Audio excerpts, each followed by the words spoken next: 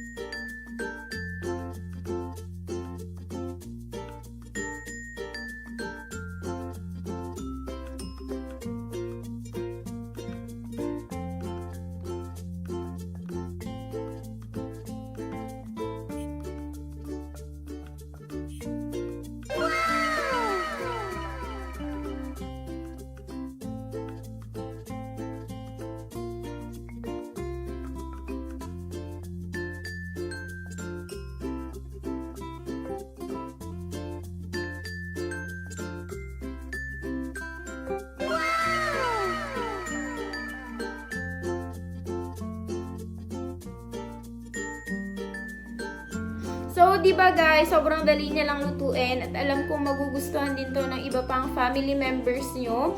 At sana nag-enjoy kayo sa video na to.